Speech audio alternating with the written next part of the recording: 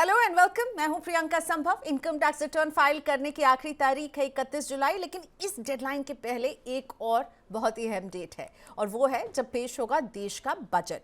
मोदी 3.0 के पहले पूर्ण बजट पर सबकी निगाह टिकी हुई है। क्या इस बजट से टैक्स घटाने वाली खबर मिल सकती है? आसार तो कुछ ऐसे ही लग रहे हैं, लेकिन हम और आप तो यही उम्मीद लगाकर बैठे हैं कि टैक्स कम कर दे सरकार इस बार। लेकिन इन उम्मीदों पर पानी फिरेगा या हकीकत में बदलेंगी? तो इसी बातचीत के साथ आज हम के शो की शुरुआत करने वाले हैं। मेरे साथ tax expert chartered accountant Vinod Rawal sir जुड़ चुके हैं। तो आगे हम इनकम टैक्स रिटर्न से जुड़ी उलझन दूर करेंगे, लेकिन सबसे पहले तो बात बजट की। विनोद सर, बजट को लेकर काफी उत्साह है। अब सरकार जिस तरह से बनी, लोकसभा चुनाव के जो नतीजे रहे, और हम आने वाले समय में देखने वाले हैं कि कई राज्यों के चुनाव भी आने वाले हैं, इन सब के बीच में एक्सपर्ट्स कहते हुए दिख रहे हैं कि लोक लुभावन बजट पेश होगा। आपको क्या उम्मीद है? हमें कुछ राहत मिलेगी क्या टैक्स पेयर्स को? देखिए प्रियंका जी, नमस्कार। देखिए, मेन बात यह है कि उम्मीद पर दुनिया कायम है, तो उम्मीद तो होनी ही चाहिए, आशाएं होनी चाहिए। भले ही आप उसको चुनाव से जोड़ें या अदरवाइज भी, तो बिल्कुल एक उम्मीद है। क्योंकि पिछला बजट जो है, आपको पता है, वो वोट ऑन अकाउंट होता है, तो उस पर ज्यादा मोदी सरकार कुछ कर नहीं सकती थी। पर इस बार पूरा फुल फ्लेज बजट है, और ऐसा एक्सपीरियंस है कि 2019 में भी जो बाद में बजट आया था उसमें बहुत सारे चेंजेस किए गए थे। तो मुझे उम्मीद है इस बार भी चेंजेस होंगे। तो अब किस तरह के चेंजेस की बात कर रहे हैं, वो जो जिस तरह से सेगमेंट में बात हो रही है हम उसकी बात करते हैं। सबसे पहले तो एक स्टैंडर्ड डिडक्शन, क्योंकि मिडिल क्लास जो है, ऐसा लगा है इस बार के लोकसभा चुनाव में कि थोड़ा सा सरकार से शायद नाराज दिखाई दिया, और उस तरह से वोटिंग नहीं हुई जैसी सरकार को उम्मीद थी। तो ऐसा लग रहा है सरकार को कि उसको कहीं ना कहीं थोड़ा सा चेंज करेगी। स्टैंडर्ड डिडक्शन में बदलाव हो सकता है। उसके साथ साथ, क्योंकि अभी मोदी जी ने पीछे कहा कि एजुकेशन सेक्टर में वो चाहते हैं कि नालंदा की तरह देश जो है आगे बढ़े, तो एजुकेशन सेक्टर में मुझे उम्मीद है कुछ ना कुछ ऐसा आएगा। ट्रैवल एंड टूर्स के ऊपर बहुत ज्यादा काम हो रहा है, उस पर काम होने की उम्मीद है। रोड्स, इंफ्रास्ट्रक्चर, कनेक्टिविटी, एविएशन, यहाँ कुछ ना कुछ ऐसे बहुत सारे ऐसे सेक्टर्स हैं जिसकी वजह से देश, क्योंकि आने वाली सदी जो दिखाई दे रही है वो हमारी है। और कल जो डाटा आया जिसके अंदर जीडीपी के नंबर्स इतने अच्छे आए, और जिस तरह से शेयर बाजार उसके ऊपर बूम कर रहा है, अगर मैं कहूं झूम रहा है तो शायद गलत शब्द नहीं होगा। तो ये बिल्कुल। झूमना कहीं ना कहीं मिडिल क्लास को भी फायदा दे और टैक्सेशन में भी दिखाई दे, तो बहुत अच्छा रहेगा। तो क्या आपको लग रहा है कि किस इनकम ग्रुप को ये बजट 2024 गुड न्यूज़ देगा? आपको क्या लग रहा है? जो कम इनकम टैक्स स्लैब जो आते हैं, एग्जेम्पशन लिमिट जो है होती है नीचे की तरफ, उधर आप देखते हैं जो है झुकाव रहेगा? अगर मैं इनकम ग्रुप पूछूं तो आपको क्या लग रहा है? देखिए, ऐसा है, मिडिल इनकम ग्रुप जो है वो बजट की तरफ देखता है, क्योंकि उसकी अपनी इनकम से डायरेक्टली कनेक्टेड होती हैं। और जो टॉप लेवल है जिसकी आप बात करते हैं, एच एन आईज अपनी प्लानिंग उस ढंग से करते हैं बजट को देख करके कि हमको कैसे फायदा होगा, किस तरह की हमको इंडस्ट्रीज लगानी चाहिए। तो ऐसा नहीं कि कोई देखता नहीं है, तीनों सेगमेंट भले लोअर है या मिडिल है या टॉप है, तीनों इस बजट को बहुत ध्यान से देखते हैं। और जो मैंने पहले भी कहा कि मिडिल क्लास जो है, वो कहीं ना कहीं उसको लगता है कि उसके साथ ज्यादा अच्छा बर्ताव नहीं हो रहा है, क्योंकि जीएसटी से ऑलरेडी उनको बहुत टैक्सेस लग चुके और उनकी जेब से पैसा जा रहा है। सरकार के पास 2 लाख करोड़ से ऊपर का जीएसटी कलेक्शन आ गया, जो उनके बजटेड फिगर से भी ज्यादा है। तो कहीं ना कहीं डायरेक्ट टैक्स में बिल्कुल रिलीफ मिलने की उम्मीद है। और मैंने जैसे कहा कि पहले, एजुकेशन है, हाउसिंग है, इंफ्रास्ट्रक्चर है, बिल्कुल इनके अंदर रिलीफ आना चाहिए। और मिडिल क्लास जो है वो ज्यादा, मुझे लगता है, उम्मीद कर रही है कि उसको फायदा मिलना चाहिए। ठीक है, तो आप कह रहे हैं मिडिल इनकम ग्रुप और ओवरऑल एक इंफ्रास्ट्रक्चर, एजुकेशन, टूरिज्म, इन सब पर आप देख रहे हैं फोकस रहेगा इस बजट का। लेकिन अब मैं एकदम पॉइंटेड सवाल पूछने वाली हूँ कि बेसिक एग्जेम्पशन लिमिट बढ़ा सकती है सरकार? और अब तो बेसिक एग्जाम्पशन लिमिट भी हम दो दो फॉलो कर रहे हैं ना, एक न्यू टैक्स रिजीम में, एक ओल्ड टैक्स रिजीम में। तो क्या ओल्ड टैक्स रिजीम वालों को भी थोड़ा फायदा दे सकती है क्या? न्यू टैक्स रिजीम में उन्होंने बेसिक एग्जाम्पशन लिमिट को 3 लाख कर दिया, वहीं ओल्ड में ये 2.5 लाख है। तो भाई इस बेसिक एग्जाम्पशन लिमिट पे तो बिल्कुल बनता है जो ओल्ड टैक्स रिजीम को फॉलो कर रहे हैं उनके लिए। देखिए, सिचुएशन ये है, मैं हम बहुत बार इस पर डिस्कस कर चुके हैं, किसी भी देश के अंदर दो रिजीम नहीं चलते हैं। ये दो रिजीम जो चल रहे हैं, कुछ ऐसे सनसेट क्लॉजेज हैं जिनको चलाने के लिए ओल्ड टैक्स रिजीम को चलाना पड़ रहा है। अल्टीमेटली सरकार न्यू टैक्स रिजीम में जा रही है, तो मुझे तो नहीं दिखाई देता कि ओल्ड टैक्स रिजीम वालों को कोई फायदा देंगे, क्योंकि ऑलरेडी अगर आप न्यू टैक्स रिजीम में टैक्स कैलकुलेट करते हैं, जैसे अभी हम रिटर्न भर रहे हैं तो फाइल कर रहे हैं लोगों का, तो हम देख रहे हैं कि न्यू टैक्स रिजीम में उनको फायदा होता है। तो बहुत कम लोग हैं जो ओल्ड टैक्स रिजीम की तरफ जिनका झुकाव है, अदरवाइज न्यू टैक्स रिजीम जो है वही फायदे में है, और उसी से सरकार जो पब्लिक को है, जो इनकम ग्रुप को है, फायदा है। क्योंकि जो रिटर्न फाइल कर रहा है 7 लाख तक एग्जम्प्ट है, 15 लाख से ऊपर जाते ही, 12 लाख से ऊपर जाते ही न्यू टैक्स रिजीम को फायदा हो जाता है। तो मैं नहीं देख पा रहा ऐसा कोई बहुत बड़ा चेंज कि ओल्ड टैक्स रिजीम में चेंज होने वाला है। यस, न्यू टैक्स रिजीम में हम उम्मीद कर रहे हैं कि कहीं ना कहीं कुछ ऐसे चेंजेस आने चाहिए जिसके अंदर रिबेट्स भी कुछ दे दिए जाएं, जैसे सेविंग बैंक का इंटरेस्ट का है, सीनियर सिटीजन्स को कोई बेनिफिट दे दिया जाए। मेडिकल एक्सपेंसेस कोविड के बाद बढ़े थे और उम्र के साथ मेडिकल का खर्चा बढ़ता है, तो दे एक्सपेक्ट कि हमने पूरी जिंदगी टैक्सेस दिए हैं, तो हमें भी सरकार कुछ सपोर्ट तो करे। टैक्स तो मुझे छूट लगता के है वहां फ्रंट कुछ में change यानी आए। न्यू टैक्स रिजीम बाजी मारती हुई इस बार भी नजर आ सकती है, उसको और लोकप्रिय बनाया जाएगा। जी, मैं आपके साथ सहमत हूं, बिल्कुल न्यू टैक्स रिजीम जीतता हुआ दिखाई देता है, और उसी में मुझे ऐसा लगता है कि उन्हीं को फायदा मिलने वाला है। आपने स्टैंडर्ड डिडक्शन का जिक्र किया विनोद सर। अब स्टैंडर्ड डिडक्शन अभी 50,000 का मिल रहा है, तो इसकी लिमिट बढ़ाने की उम्मीद तो बहुत है, और आपके जैसे कई और जाने माने टैक्स एक्सपर्ट और सीएस भी इस बार इंडिकेशन तो दे रहे हैं। तो अगर ये स्टैंडर्ड डिडक्शन को ट्वीक करके बढ़ा देते हैं, तो क्या इसका फायदा भी सिर्फ न्यू टैक्स रजीम वालों को ही मिलेगा, या दोनों में करेंगे? क्योंकि आपने तो क्लियर कह दिया कि भाई विनर तो न्यू टैक्स रजीम है, उसी के अट्रैक्टिव बनाने पर काम हो रहा है। देखिए, ऐसा तो नहीं कहा जा सकता कि किधर ये करेंगे, पर ऐसा लगता है कि ओल्ड टैक्स रिजीम को, क्योंकि वो इंसेंटिवाइज ही नहीं करना चाहते, तो आप जिस जिस अपने क्लासरूम के बच्चे को इनाम देना ही नहीं चाहते, तो उसके लिए आप क्यों करेंगे? तो जो न्यू टैक्स रिजीम है उसके अंदर स्टैंडर्ड डिडक्शन ऑलरेडी 50,000 है, तो कहीं ना कहीं क्योंकि एक्सपेंसेस बढ़े हैं, और प्लस वर्क फ्रॉम होम का कल्चर आया है, जिसकी वजह से जो एम्प्लॉयज हैं वो घर से काम कर रहे हैं, तो उनके कुछ एक्सपेंसेस भी बढ़ गए हैं, जिससे उनका इंटरनेट का एक्सपेंस बढ़ा है, इलेक्ट्रिसिटी का एक्सपेंस बढ़ा है, उनको अपने एक रूम को ऑफिस में कन्वर्ट करके रहना पड़ता है, अपने बच्चों को अपने से दूर करना पड़ता है, भले ही वो घर में बैठे हो, लेकिन उनसे बात नहीं कर सकते क्योंकि वो अपना काम कर रहे होते हैं। तो उनका एक घर का एक पोर्शन ऑफिस की तरह काम कर रहा है, जो अपने ऑफिस में जाते थे तो वहां से बेनिफिट लेते थे। तो इसमें कोई दो राय नहीं। तो मुझे लगता है न्यू टैक्स रिजीम में स्टैंडर्ड डिडक्शन जो है, इस एस्पेक्ट को देखते हुए बिल्कुल बढ़ाई जानी चाहिए, और अगर ओल्ड में भी बढ़ती है तो बहुत अच्छी बात है, पर ऐसे कोई आसार दिखाई नहीं देते, और सरकार ने ऐसा कोई अभी तक इंडिकेशन दिया ही नहीं है कि हम ओल्ड टैक्स रिजीम में कुछ करने वाले हैं। ओके, आपने पहले ही बोल दिया, जिस बच्चे को आपको पास ही नहीं करना है उस बच्चे को आप क्यों ही मार्क्स देंगे। तो अब तो ओल्ड टैक्स रिजीम वालों को जो है शायद हाथ मलते रहना पड़ जाए। स्टैंडर्ड डिडक्शन डबल कर दे सरकार, चलिए न्यू में ही कर दे, 50 से 1 लाख कर दे। मैं तो यही चाहती हूँ। लग रहा है विनोद सर 1 लाख हो जाएगा क्या? मैं बिल्कुल आपके साथ सहमत हूं, कम से कम 1 लाख तो होनी ही चाहिए, बिल्कुल। इसमें कोई दो राय नहीं है।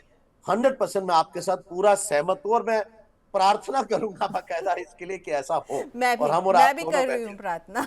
1 लाख कर दे वे सरकार। चलिए, असल कैपिटल गेन, हाँ, इस पर बातें चल रही हैं, डिमांड भी काफी पुरानी है कैपिटल गेन टैक्स में। आपको उम्मीद है किसी बदलाव की, और किस तरह की बदलाव की?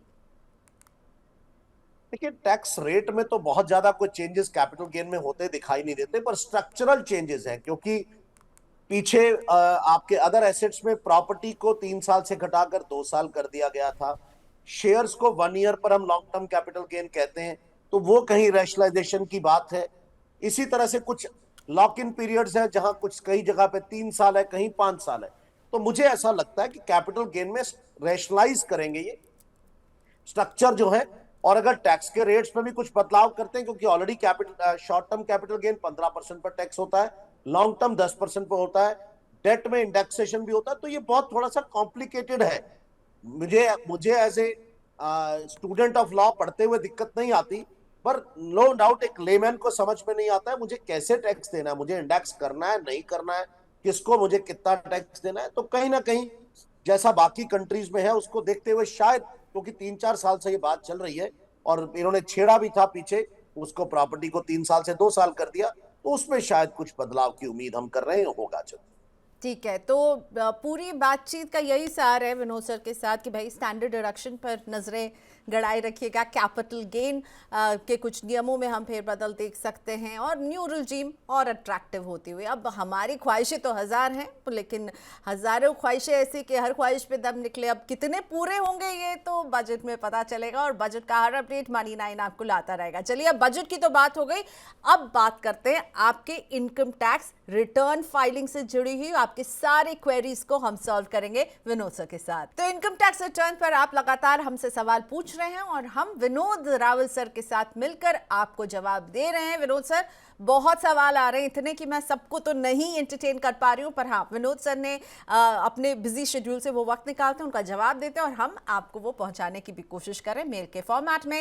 विनोद सर, सबसे पहले मैं राजा घोषी का क्वेश्चन लेती हूँ। इन्होंने ईमेल किया था, इन्होंने हमें बताया कि इनके पास है नेशनल सेविंग सर्टिफिकेट और ये निवेश जो है फाइनेंशियल ईयर 2023-24 में मैच्योर हुआ है, तो इस पर जो ब्याज मिला है वो income from other sources head के तहत टैक्सेबल होगा। मैंने पिछले साल में कभी भी इस निवेश पर कोई चैप्टर 6A के तहत डिडक्शन नहीं लिया है, तो क्या इस पर इनको इनकम फ्रॉम अदर सोर्सेज में दिखा करके इस पर टैक्स भरना होगा एनएससी के ब्याज पर?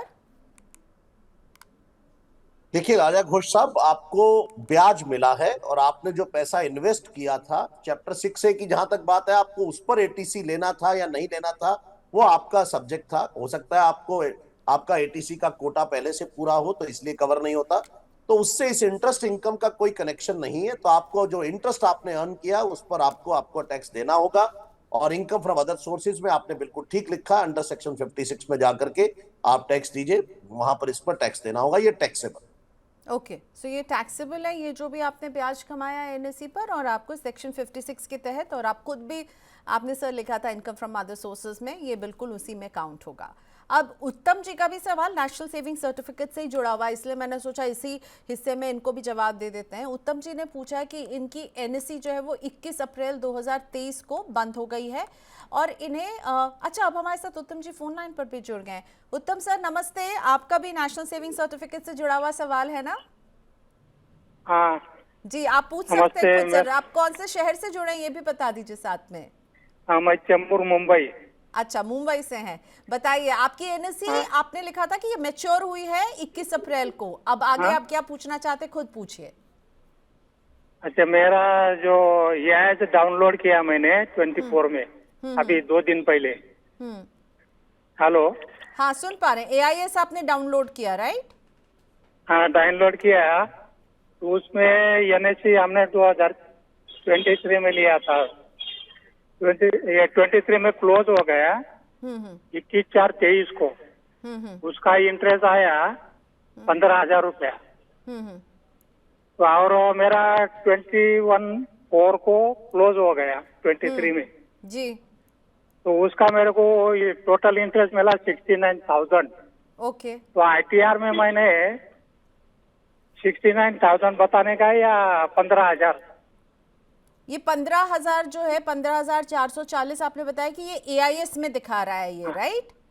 हाँ, और में दिखा आपको रहा मिला है है 69,000 का ब्याज और आपकी एज है 70। हाँ, 21/4/23 को क्लोज हो गया मेरा। ठीक है, आपकी एज है 70 साल के हैं आप सर?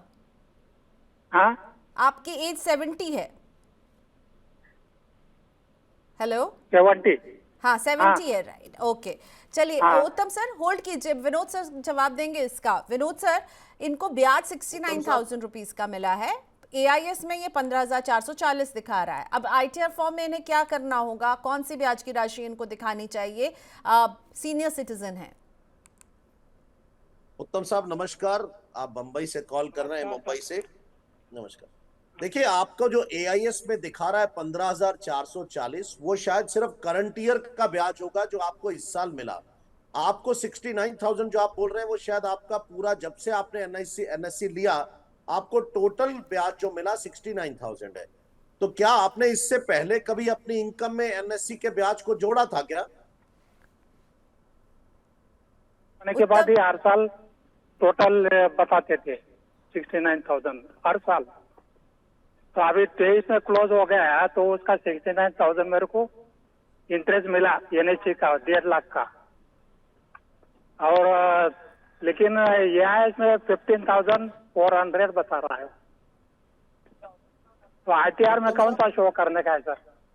जी, मैं मेरा जवाब सुन लीजिए उत्तम साहब। ऐसा आपको जो 69,000 मिला वो आपको इससे पिछले साल का भी था, क्योंकि आपका 21 अप्रैल 23 को आप बता रहे मैच्योरिटी हो गया, तो इस साल में तो सिर्फ 21 दिन का ब्याज आएगा, जो 15,440 रुपए बिल्कुल ठीक आ रहा है। तो आप इस साल में अपना 15,440 दिखा दीजिए। इससे पहले आप पूरा ब्याज दिखा चुके हैं, तो दोबारा दिखाने का कोई जरूरत नहीं है।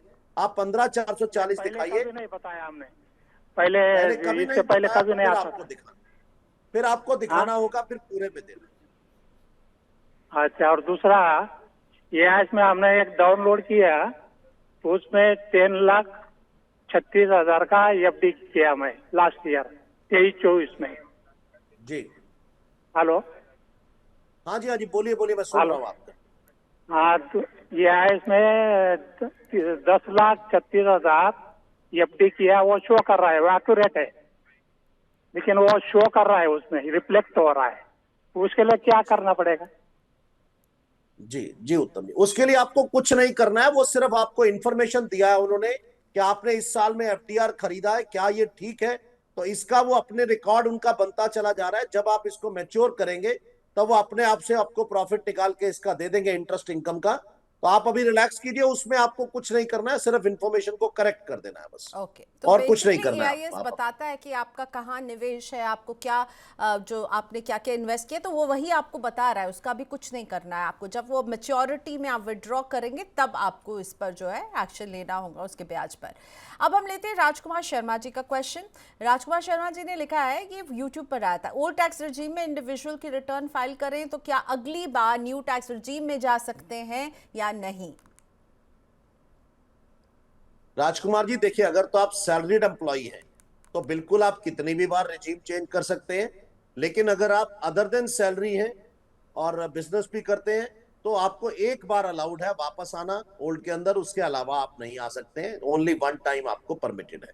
तो आप ध्यान से चूज कीजिए। अगर आपको लगता है फिर भी कि आपको ओल्ड में फायदा है तो रहिए, अदरवाइज आप इसको न्यू में शिफ्ट कीजिए और आप अपना न्यू में फायदा उठाइए। मेरे हिसाब से ज्यादातर न्यू वालों को फायदा मिल रहा है, तो देश।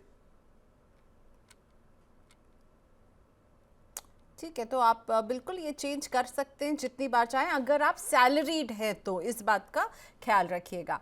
अपर्णा सिंह का क्वेश्चन भी लेते हैं, ये भी ओल्ड और न्यू से ही जुड़ा हुआ सवाल है। इनके पास एक फ्लैट है जिससे रेंटल इनकम होती है। ये घर मैंने होम लोन लेकर खरीदा था। अब तक मैं ओल्ड टैक्स रिजीम में रिटर्न फाइल करके रेंटल इनकम दिखाती हूँ। नई टैक्स रिजीम में मुझे रिफंड मिल रहा है, इसलिए अब ये नई टैक्स रिजीम को चुनेंगी। तो क्या नई टैक्स रिजीम में होम लोन के ब्याज पर सेक्शन 24 वाली छूट मिलेगी या नहीं? विनोद सर। अपर्णा जी देखिए, आपने बहुत एक ऐसा क्वेश्चन उठाया जिसके ऊपर बहुत सारे लोग कंफ्यूज हैं, लेकिन इसके ऊपर बिल्कुल क्लियर कट है, कहीं कोई कंफ्यूजन नहीं है कि अगर आपने होम लोन लिया है, आप अगर उसको रेंट आउट कर देते हैं और आपको रेंटल इनकम आ रही है, तो आप सेक्शन 624 का जो रिबेट है बिल्कुल न्यू रिजीम में ले सकते हैं। आपको किसी तरह की कोई सोचने की जरूरत नहीं है, न्यू रिजीम में आपको परमिटेड है। आप रेंटल में से आप सेक्शन 24 का रिबेट ले लीजिए, कोई किसी तरह का इशू नहीं है न्यू रिजीम में रेंटल पर।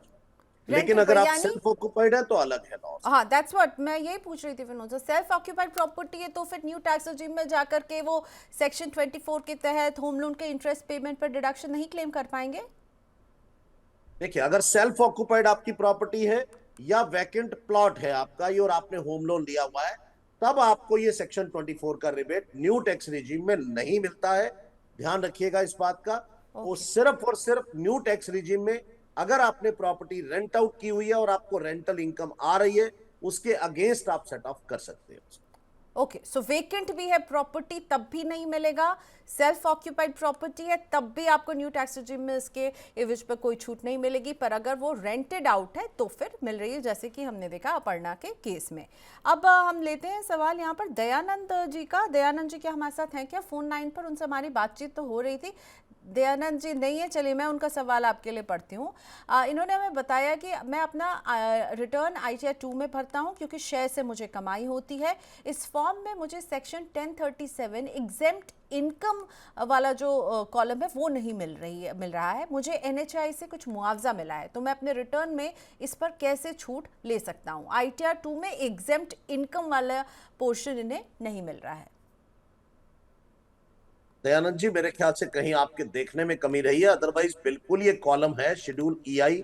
मैंने आपके क्वेश्चन के हिसाब से चेक भी किया तो उसके अंदर एग्जम्प्ट इनकम का कॉलम है। एनी अदर एग्जम्प्ट इनकम के कॉलम में आप जाइए, वहां आप इसको फिल कर दीजिए, वहां आपको मिल जाएगा। ये आप फिल कीजिए, बिल्कुल आपको एग्जम्प्ट है ये। आपको शायद कुछ कंपनसेशन मिला है एनएचएआई से, जैसा आप लिख रहे हैं, और ये आपके लिए अगर टैक्स फ्री है तो बिल्कुल आप वहां डाल दीजिए, कोई दिक्कत नहीं है। आईटीआर 2 में ये कॉलम है, शेड्यूल ईआई जाके आईटीआर में देखिए मिल जाएगा। Okay, so please Dayanand ji check कीजिएगा, नहीं मिले तो फिर से पूछ लीजिएगा। लेकिन विनोद सर ने खुद चेक किया है, उन्होंने कहा कि वो उन्होंने ये देखा है शेड्यूल ईआई एग्जेम्प्टेड इनकम में जाके आपको इसे भरना है। अरुण कुमार जी का क्वेश्चन है कि मैं हर महीने 40,000 रुपए की सिप करता हूँ, सिप पर मुझे कितना टैक्स देना होगा? विनोद सर। अरुण कुमार जी, शायद आपका क्वेश्चन कंप्लीट नहीं है, क्योंकि सिप करने पर कोई टैक्स नहीं है, वो तो आपका इन्वेस्ट कर रहे हैं। सवाल तो ये कि आप 40,000 रुपए कमाते कहां से हैं। अगर आप उनमें से किसी हेड में से पैसा कमाते हैं, जो 5 है, आपका सैलरी हो गया, हाउस प्रॉपर्टी हो गया, और कैपिटल गेन है, अदर सोर्सेज है, बिजनेस है, अगर आप इनमें से किसी से कमाई करते हैं तो उस कमाई पर आपको टैक्स देना है। एसआईपी करने पर किसी तरह का टैक्स नहीं लगता है।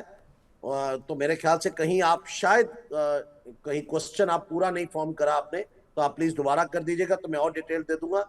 अदरवाइज आपकी जो इनकम है उस पर आपको टैक्स देना, वो टैक्स दे दीजिएगा। ठीक है, तो आप निवेश कर रहे हैं, इस पर कोई टैक्स नहीं देना है। जब आप म्यूचुअल फंड से पैसे निकालते हैं और गेन्स आपके 1 लाख से ज्यादा होते हैं, तब आपको टैक्स देना होता है, तो इसका ख्याल रखिएगा। सिप करने पर कोई टैक्स की देनदारी नहीं है। आई होप हमने आपको ठीक से जवाब दे दिया होगा। देव जोशी का क्वेश्चन, रिटर्न फाइल करने से पहले मैंने इनकम टैक्स पोर्टल में एआईएस चेक किया था, तो फिक्स डिपॉजिट से मुझे जो ब्याज मिला था वो दिखा रहा था, लेकिन वो मेरे कैलकुलेशन से ज्यादा है, तो इसे रेक्टिफाई कैसे वो करवा सकते हैं? ओके, सो देव जोशी बोल रहे हैं एआईएस में उनको एक त्रुटि नजर आ रही है। विनोद सर। देखिए, एआईएस आपको मौका देता है, आप कंप्लायंस पोर्टल पर जाइए, बिल्कुल आपको रिप्लाई देना है उसके ऊपर। अगर आपको लगता है और आप श्योर है इस बात के लिए कि वहां की इंफॉर्मेशन गलत है, तो आप उसको बिल्कुल दे सकते हैं, और आपकी जो करेक्ट फिगर है वो आप उसके अंदर मेंशन कर सकते हैं। वो वापस से उसको भेजा जाता है जिसने उस अथॉरिटी को अपलोड किया, जिस अथॉरिटी ने, मान लीजिए बैंक ने अपलोड किया उसको, तो वापस से उनको भेजा जाता है, तो उनको रेक्टिफाई करके इसको आपका करेक्ट हो जाता है। क्योंकि उसके अंदर डिक्लेयर्ड एंड ड्राइव्ड इनकम का कॉलम अलग है, तो आप उसको एक्सेप्टेड ड्राइव जो है आप उसको कॉलम में फिल करिए, जो आपकी फिगर है बिल्कुल वो ठीक हो जाएगा, और आप उसी पर टैक्स दीजिए जो आपके हिसाब से करेक्ट आ रहा है। गलत इनकम पर टैक्स मत दीजिए। ओके, एक और सवाल जो YouTube पर हमें मनीष का आया था, मैं उसे पिक करना चाहूँगी। और मनीष ने ये सवाल कनाडा से भेजा है, क्योंकि ये कनाडा में रहते हैं, एनआरआई हैं। इनके पास एक एनआरई का डीमैट खाता है और पिछले 3 साल से मुझे डीटीएए के तहत करीब 50,000 रुपये का फुल रिफंड मिला है। डबल टैक्स एग्रीमेंट की बात करें, डीटीए के तहत नॉन रेजिडेंट के लिए न्यू टैक्स रिजीम में भारत में कैपिटल गेन, डिविडेंड, इंटरेस्ट के तौर पर मिलने वाली कितनी कमाई टैक्स फ्री रहती है? किन टैक्स सेविंग विकल्प का इस्तेमाल करके ये अपना टैक्स बचा सकते हैं? एनआरआई है मनीष। मनीष जी, बिल्कुल आप न्यू टैक्स रिजीम में जा सकते हैं, उसका बेनिफिट आप ले सकते हैं। और आपने कहा कि आपको डीटीए के अंदर, बिल्कुल आपको डीटीए के बेनिफिट्स मिलते हैं, कोई इशू नहीं है किसी भी तरह का इसमें। आप जो भी लेकिन न्यू टैक्स रिजीम में कोई टैक्स सेविंग विकल्प तो है नहीं, तो इसलिए आप उसमें नहीं जा पाएंगे। बाकी आप डीटीडबलए का बेनिफिट बिल्कुल ले सकते हैं, उसमें कोई मनाही नहीं है किसी भी तरह से। न्यू टैक्स रिजीम में जो टैक्स स्लैब्स है, आप उसके हिसाब से अपने आप को जो आपके बेनिफिट्स हैं, आपको अपना फुल रिफंड है या जो भी कैलकुलेशन के हिसाब से आपका रिफंड आएगा, वो आपको बिल्कुल वो रिफंड मिल सकता है, कोई दिक्कत नहीं है किसी भी तरह से उसमें। ऑलराइट, चलिए इसी के साथ आज हम इतने ही सवालों को शामिल कर पाए। Thank you so much Vinod sir. जो सवाल लगातार हमारे कमेंट बॉक्स में आ रहे हैं उनको हम फिर से उठाएंगे और विनोद सर को लेकर के आएंगे उनके जवाब देने के लिए। और अगर आप भी विनोद जी तक अपनी आवाज़ यानी अपना सवाल पहुंचाना चाहते हैं तो एक बार मैं क्विकली बता दूं, विनोद से बने रहिएगा। 9311211874 ये है हमारा व्हाट्सएप नंबर। ईमेल करना चाहते हैं तो money9query@tv9.com पर कीजिए, और यूट्यूब के कमेंट बॉक्स पर भी अगर आप अपना सवाल टाइप कर देंगे, आई प्रॉमिस हम अगले शो में उनका जवाब लेकर आएंगे। धन्यवाद विनोद सर, आपने वक्त निकाला हमारे शो के लिए, हमारे दर्शकों के लिए। फिर मुलाकात होती है जल्द। Bye bye sir. बहुत बहुत धन्यवाद। तो इनकम टैक्स रिटर्न भरने को लेकर कोई भी कंफ्यूजन हो तो उस कंफ्यूजन को दूर कीजिए हमारे साथ, भेजिए अपने सवाल। हम हर हफ्ते ये शो खास इसीलिए ला रहे हैं ताकि 31 जुलाई तक आप अपना रिटर्न जब भरें तो आपको कोई भी दिक्कत ना हो और जो दिक्कत हो रही है उसे हम दूर करें। Thank you for watching us. Bye bye.